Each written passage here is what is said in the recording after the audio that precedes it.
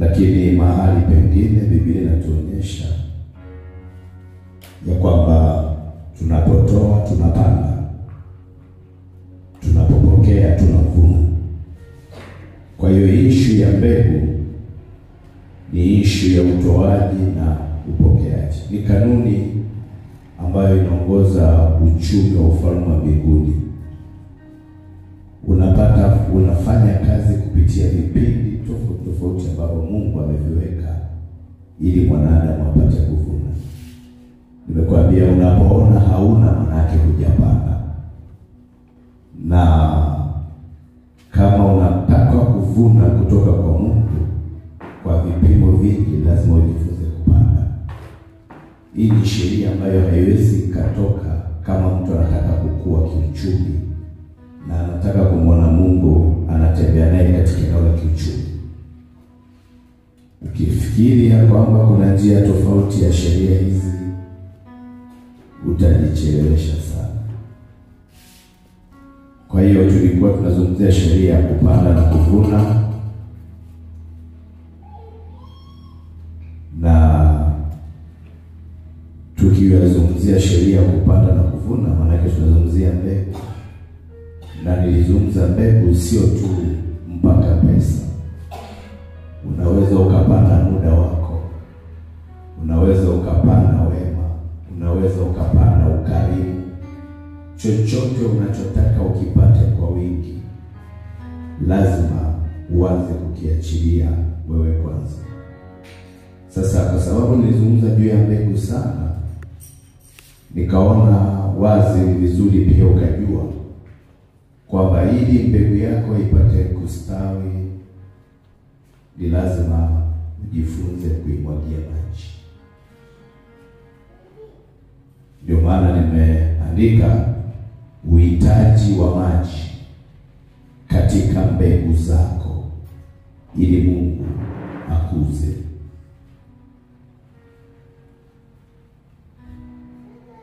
Uhitaji wa maji katika mbegu zako ili Mungu akuze. Kile kitabu cha Wakorintho wa kwanza sura ya 3, ule mstari wa 1 hadi wa 9, nitasoma namna hii. Lakini ndugu zangu, mimi sikuweza kusema nanyi kama na watu wenye tabia rohoni, bali kama watu wenye tabia mwilini, kama na watoto wachanga katika Kristo. Naliwanywesha maziwa, sikuwalisha chakula, kwa kuwa mlikuwa hamjakiweza, na hata sasa hamkiwezi. Kwa maana hata sasa ninyi ni watu wa tabia ya mwilini. Maana ikiwa kwenu kuna husuda na fitina, je, si watu wa tabia mwilini ninyi? Tena mnaenenda kwa jinsi ya kibinadamu. Maana hapo mtu mmoja asemapo, mimi ni wa Paulo, na mwingine mimi ni wa Apolo, je, ninyi si wanadamu? Basi Apolo ni nani na Paulo ni nani? Ni wahudumu ambao kwao mliamini, na kila mmoja kama Bwana alivyompa. Mimi nilipanda, Apolo akatia maji, bali mwenye kukuza ni Mungu. Mimi nilipanda, Apolo akatia maji, bali mwenye kukuza ni Mungu. Hivyo apandaye si kitu, wala atiaye maji si kitu, bali Mungu akuzaye. Basi yeye apandaye na yeye atiaye maji ni wamoja, lakini kila mtu atapata thawabu yake mwenyewe, sawa sawa na taabu yake mwenyewe. Maana sisi tu wafanya kazi pamoja na Mungu. Ninyi ni shamba la Mungu, ni jengo la Mungu. Bwana alibariki neno lake. Mstari hapa naotaka upate, nimekwambia uhitaji wa maji katika mbegu zako ili Mungu akuze ile mbegu. Iko kanuni ambayo Anasema mimi nilipanda, Apolo akatia maji, bali mwenye kukuza ni Mungu. Kwa hiyo unaona kuna issue ya kupanda, ni mbegu yoyote unayopanda, lakini kuna issue ya ile mbegu kutiwa maji ili Mungu apate kukuza. Bwana Yesu Kristo asifiwe. Paulo akiliandikia kanisa la Wakorinto na kulisaidia kutokana na changamoto mbalimbali ambazo kanisa lilikuwa linazo juu ya mtazamo wao juu ya watendakazi ambao Mungu ameweka kwenye shamba lake. Ilifikia kanisa la Wakorinto kukawa na mgawanyiko. Ni kanisa lakini na mgawanyiko. Kuna wanaosema wao ni wa Paulo, manake washabiki wa Paulo hao au wafuasi wa Paulo. Kuna wengine wanasema sisi ni wa Apolo.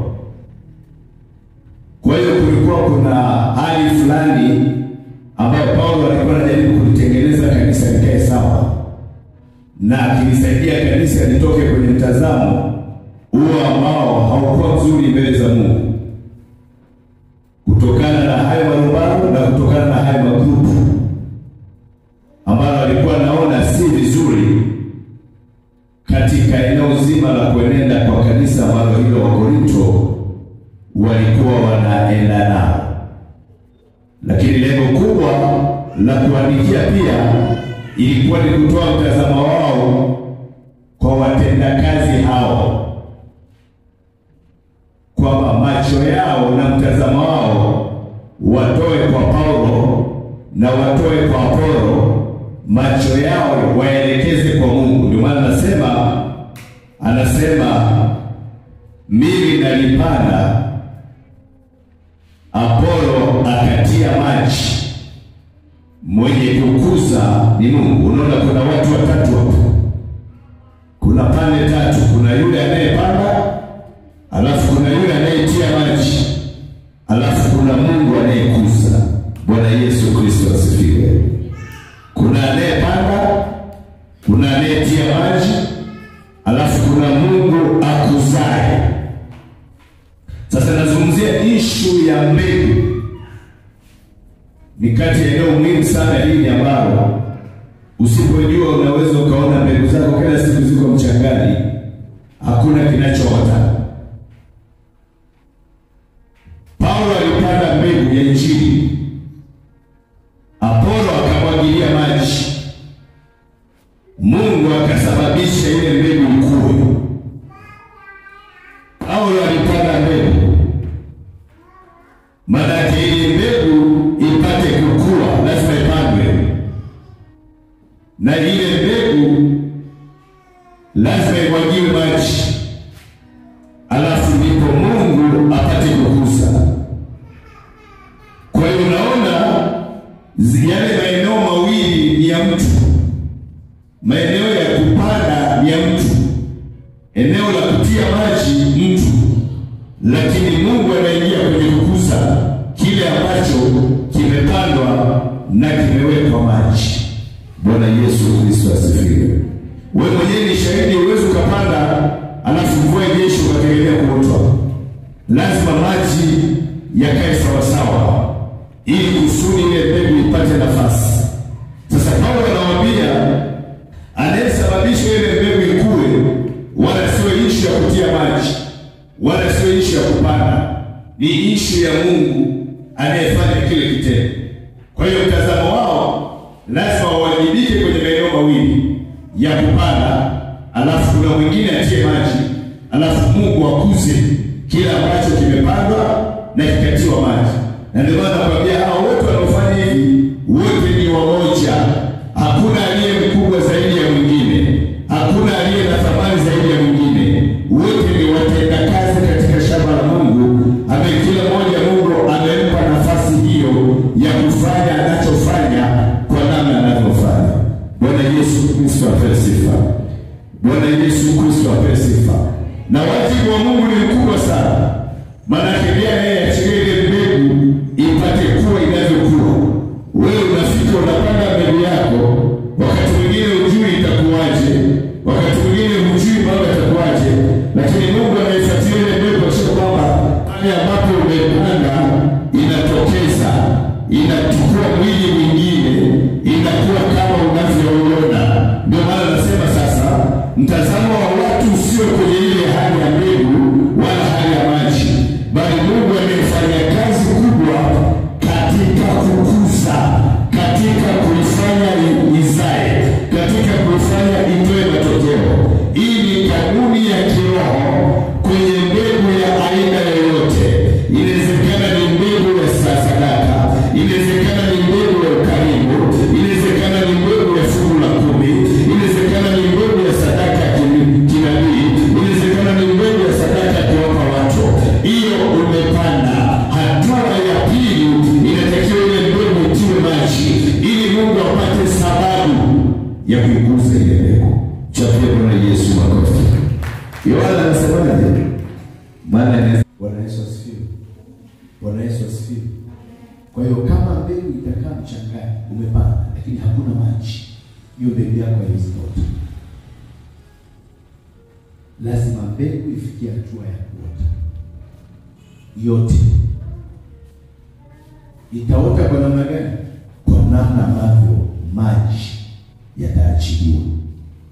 Na ndio maana nimekuambia kichwa cha somo, uhitaji wa maji katika mbegu zako ili Mungu akuze. Bwana Yesu asifiwe. Paulo alikuwa anapanda mbegu ya Injili.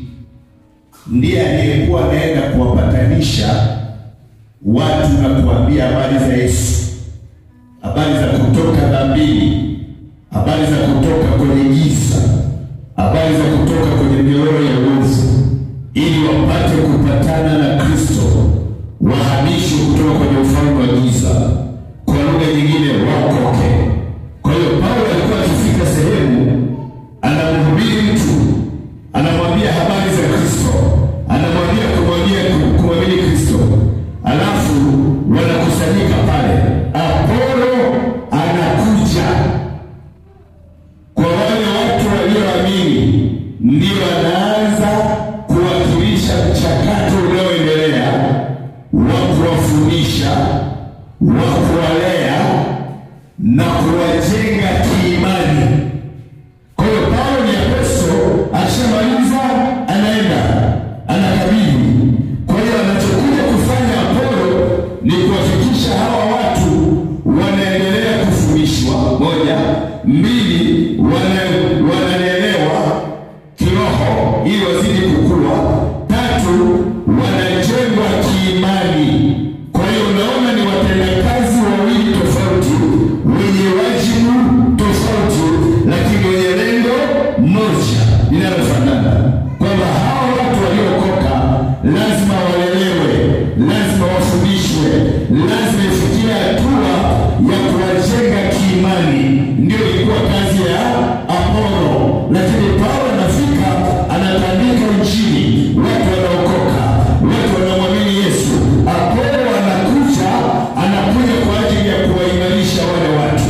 Sasa kwa kule kuwaimarisha watu, kwa kule kuwafundisha watu na kule kuwajenga watu kiimani, Paulo anaita kutia maji ile mbegu, kwa sababu tayari wameshamwamini Yesu, ndani yao yuko Yesu. Sasa anakuja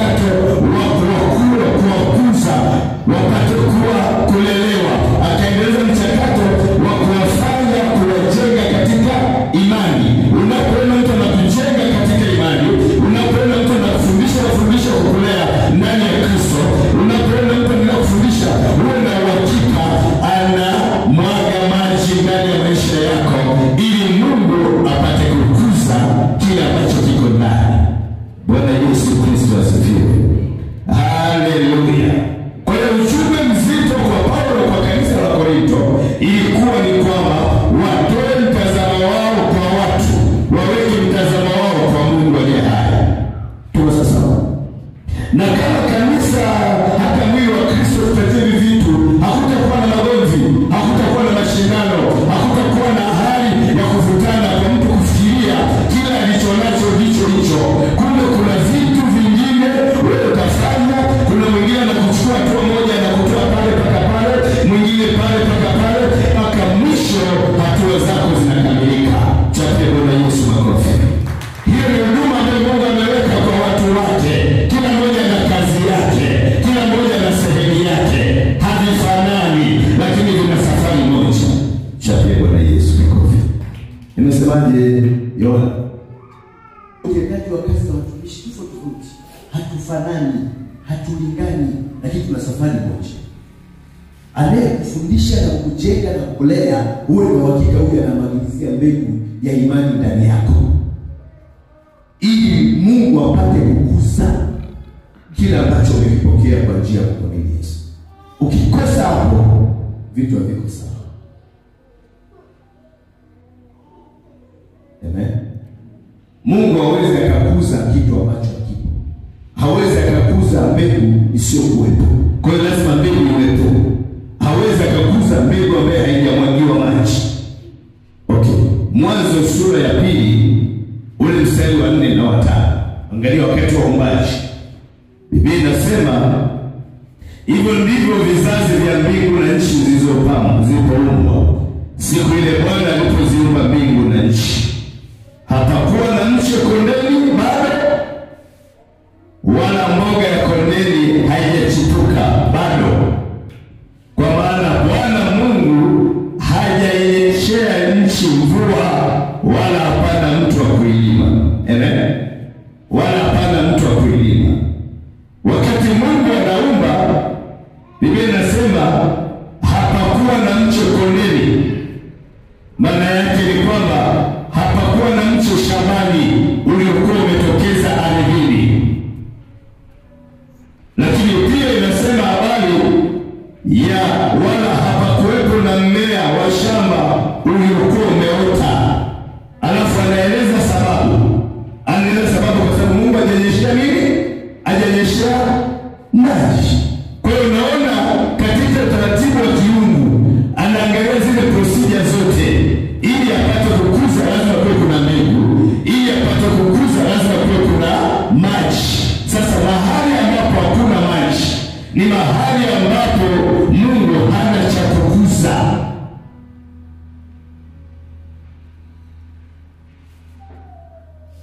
Amen. Mahali ambapo hakuna mafundisho, mahali ambapo hakuna mchakato unaoendelea wa kufundisha, hakuna mchakato unaoendelea wa kulea, hakuna mchakato unaoendelea kujenga imani ya watu wa Mungu. Mungu hana cha kufanya vile vinavyofanyika viwe rahisi.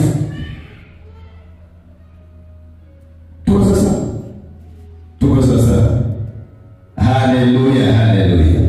Kwa hiyo nilitaka ujue ya kwamba Mungu ili akuze mbegu lazima ipo mbegu moja. Ili akuze mbegu manake lazima yawepo maji. Sasa ndicho Paulo anasema yeye alichofanya ni kupanda, alafu Apolo akaja akamwagilia, lakini Mungu amekuza. Hiyo ni ishi ya mbegu, na nilikwenda kufundisha kwanza kupanda na kuvuna. Amen. Amen. Amen. Hebu muulize mwenzako, mbegu zako ulizokwisha zipanda, inawezekana ni maombi, inawezekana ni sadaka, inawezekana ni ukarimu. Ulishajua namna ya kuzimwagilizia maji ili Mungu akuze? Muulize mwenzako, anamwagiliaga maji ama ajui namna ya kumwagilia maji? Eti unafanya nini? Ama ukishatoa umetoa tu, umeshaona? No. Lazima ujue kumwagilizia ili Mungu apate kukuza. Inawezekana umeshatoa mbegu nyingi sana za ukarimu kwa watu ama wema kwa watu, vitu vingi umefanya kwa ajili ya watu. Zile mbegu unajua namna ya kuzifanya ili zitoe matokeo. Kwa sababu kuna mbegu nyingi ziko mchangani, sema mchangani, hazina maji, zitaona.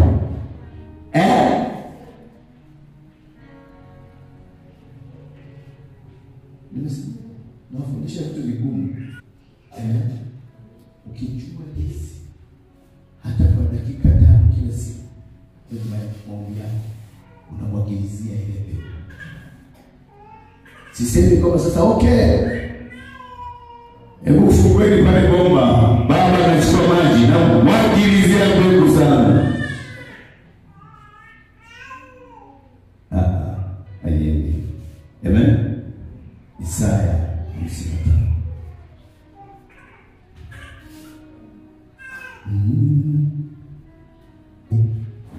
Na 11. Isaya 55 mstari wa 10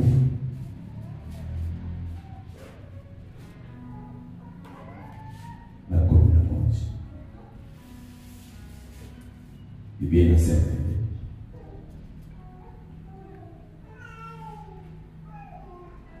nitaanza ule wa 8. Sasa maana mawazo yangu si mawazo yenu, wala njia zangu si njia zenu, asema Bwana. Kwa maana kama vile mbingu zilivyo juu sana kuliko nchi, kadhalika njia zangu zi juu sana kuliko njia zenu, na mawazo yangu kuliko mawazo yenu.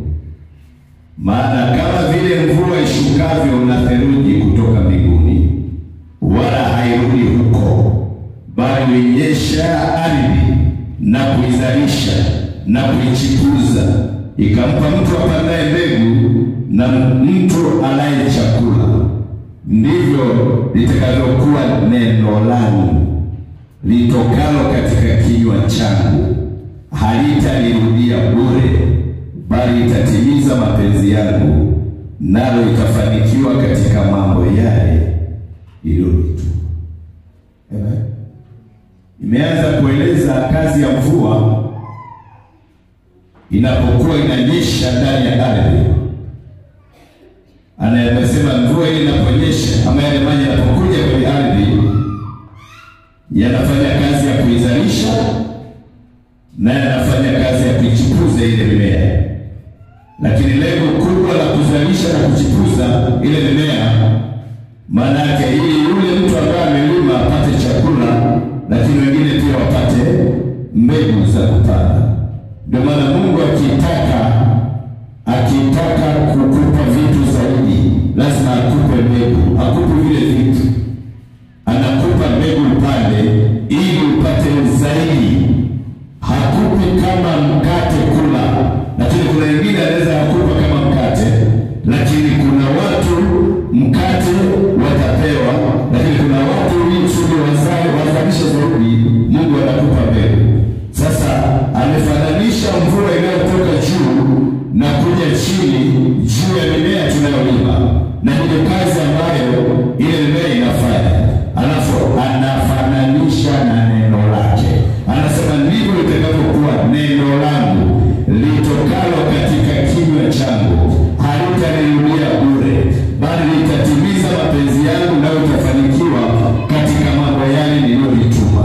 Kwa hiyo anakuonyesha neno lake linapokuja linatumika kama mvua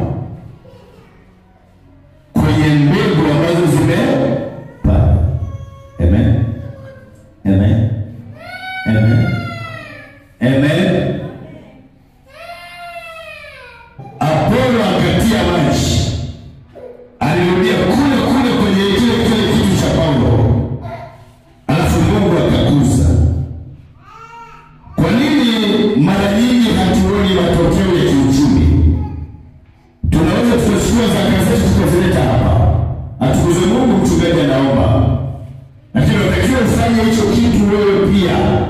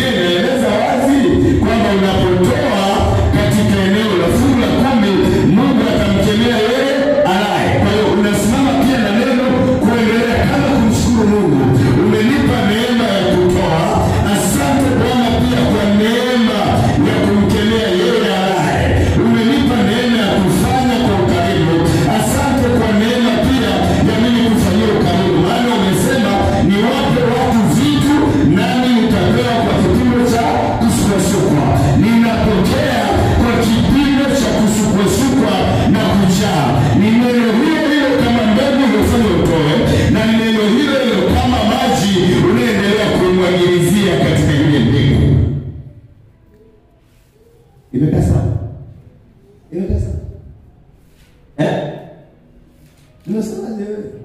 Usimpe Mungu bure kitu. Kitoe kama sadaka. Lakini hapo hapo anza kuomba kwa kumshukuru Mungu juu ya matokeo ya ule utoaji. Huku ndiko kutia maji.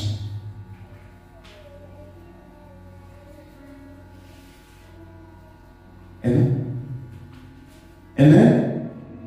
Amen.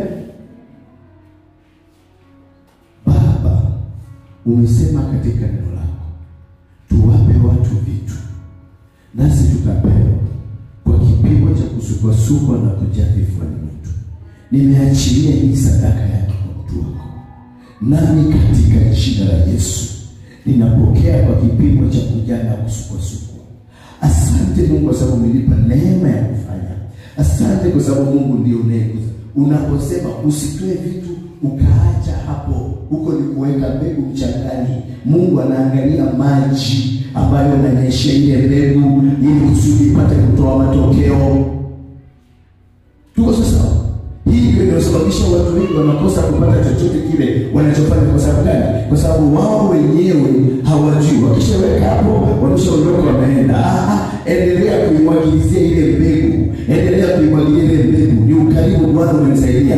Usione kwamba ni wewe ndio umefanya. Jifiche kwenye neema ya Mungu kukusaidia kufanya hicho ulichofanya. Alafu unajificha tena kwenye ahadi ambayo Mungu amesema atafanya kwa kukusaidia. Unapokuwa unapanda ile mbegu, pale ndipo utaanza kuona utoaji wako na utaanza kuona ukarimu wako unatoa matokeo.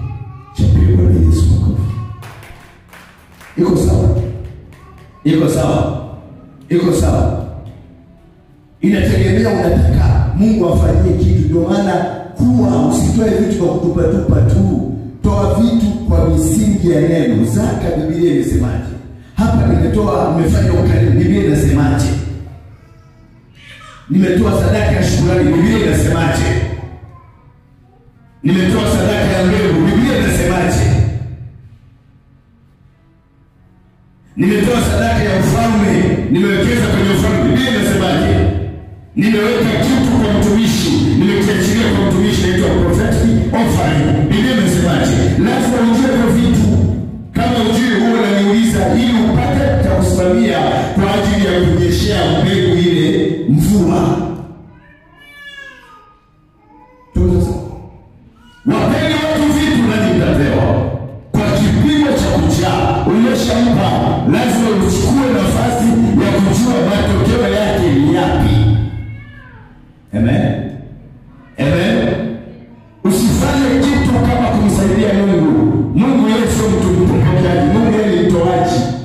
Kwa hiyo anaona unachofanya na namna ambavyo umesimama katika kufanya ili kutoa matokeo kwa kile ambacho anataka kufanya. Tuko sawa?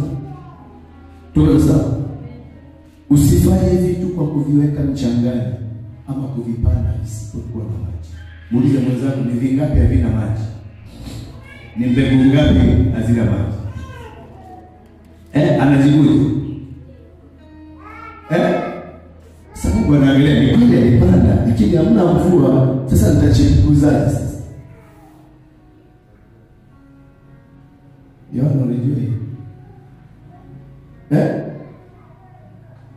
Wewe unajua ni kutoa. Atakubali kwenye mchanga. Sasa nenda panda pale mahindi hapo uone kama atakuwa. Chukua jembe kabisa, chimba mpaka chini ikiwezekana. Uone kama atatoa. Kwa sababu nini? Hayana maji.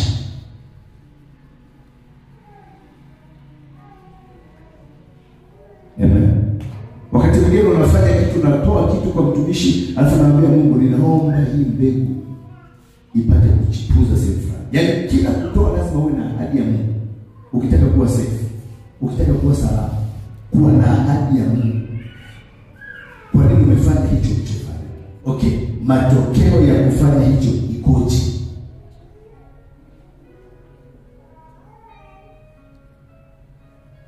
Amen. Amen. Amen. Itakusaidia kwa sehemu kubwa kuona mabadiliko. Mbegu yoyote uliyofanya, hata kama kuna sehemu uliyopanda. Inawezekana kanisani kwako asijue, lakini ulifanya kwa ajili ya Mungu. Unaweza ukaifuatilia na ikatoa matokeo. Usiache mbegu zenu ziwe mchangani. Unatoa tu unasema zako. Jifunze kumwagilizia maji kwa kusema neno la Mungu linalosema juu ya kile ulichofanya. Amen. Amen. Muulize tena mwenzako, mbegu ngapi ziko chini?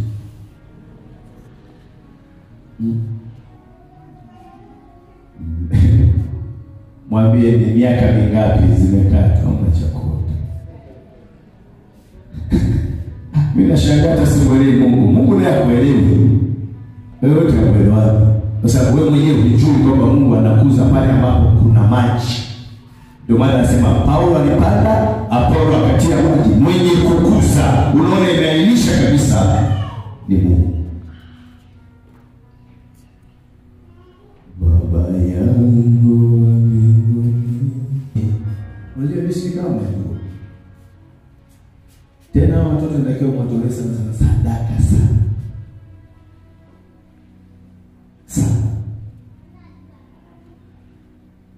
Lazima muachilie na kuambia Mungu, hii ni sadaka yangu ya mbegu kwa ajili ya mwanangu.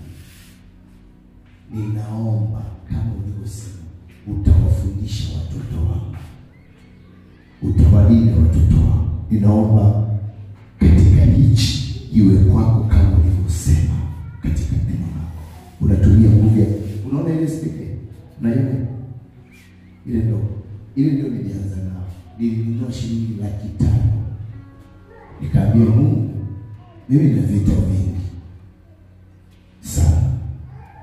Na wakati mwingine naweza nisiwe makini kwa ajili ya kukana watoto. Ninaomba hii speaker ninaitoa sadaka kwa ajili ya watoto wangu. Kila inapopigwa wakumbuke watoto wangu. Hii ni sadaka. Kwa hiyo ukiwasha tu hapa kuna nani? Jina la watoto wangu linaapia mbele za nani? Na Mungu anawasaidia, naona anawasaidia. Ni msimu unaanza wa mwaka.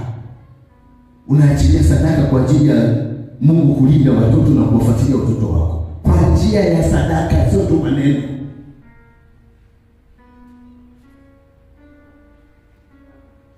Bwana Yesu asifiwe. Kwa hiyo ukijua namna hiyo unajua okay. Kumbe kuna eneo hili la kupanda, lakini kuna kutia maji. Unakuwa makini kwenye ule utoaji wako. Ndio maana utoaji haushtukizi hapa. Lazima uanzie nyumbani na kwenda kutoa fungu la 10. Mimi kama mimi tuachane na mchungaji. Ninasimama kwenye nini? Biblia inasemaje juu ya hicho unachokwenda kufanya? Wewe kama wewe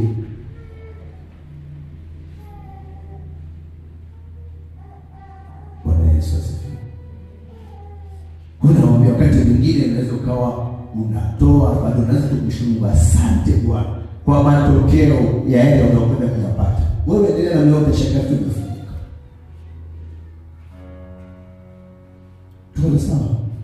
Tuko sawa baba. Tuko sawa. Kwa hiyo mbegu yoyote inahitaji maji ili Mungu apate kukuza. Iwe ni mbegu ya sadaka, iwe ni mbegu ya muda, iwe ni mbegu ya kipawa, iwe ni mbegu ya ukarimu, iwe ni mbegu ya biashara, iwe ni mbegu ya kazi, iwe ni mbegu ya familia. Vyote hivyo vinahitaji maji, umwagilizi. Usiviache hewani.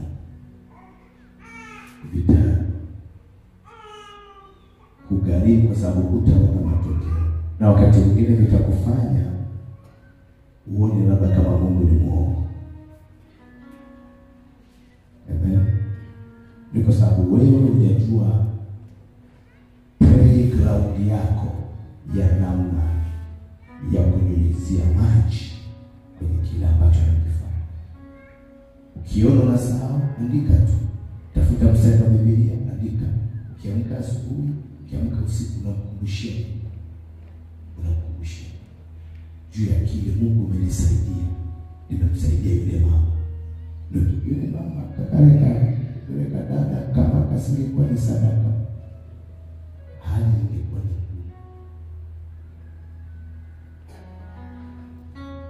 na sisi tukapita mule kwenye sadaka yake kwa ajili ya kusimama na Mungu. Vitu usivifanyie mzaha kabisa, vinafanya kazi kabisa kwa maisha. Mimi nimeona nilitoa tu nikamwambia Mungu. Nilikuwa nakumbuka mwaka 2010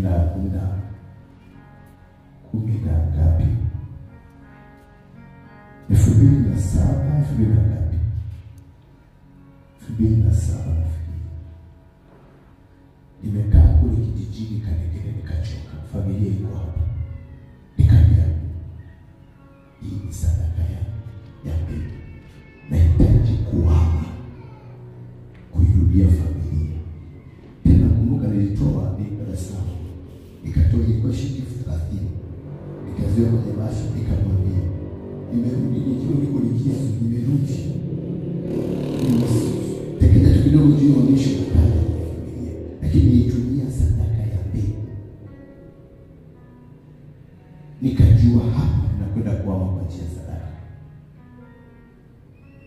Hivi vitu vinafanya kazi, mimi nimeviona vinafanya kazi. Amen. Nilikwambia sadaka ya mbegu inaweza kusitisha msimu wa mateso kwenye maisha yako. Sio kwamba Mungu anaangalia sadaka zingine sisi kama tunaona, lakini Mungu anaitumia. Ukisoma namna alivyotumia kwenye Biblia, sadaka zile zilikuwa zinasaidia maisha ya kutoa msimu mmoja kwenda msimu mwingine. Unaweza kufanya. Bwana Yesu asifiwe. Sasa ukishafanya usiache, endelea kuomba. Asante kwa neema. Asante kwa neema yako unisaidie. Maana umesema umenipa mbegu nikupanda, na wakati umenipa Mungu nimepanda. Asante kwa mavuno kwa eneo hilo. Asante kwa mavuno. Ukienda kusema unamwagizia maji, baada ya muda unaona inakuwa. Haya ni mambo ya rohoni. Ijapokuwa Mungu anaonyesha kwa jinsi ya mwili, lakini ana mzizi na msingi katika ulimwengu wa roho.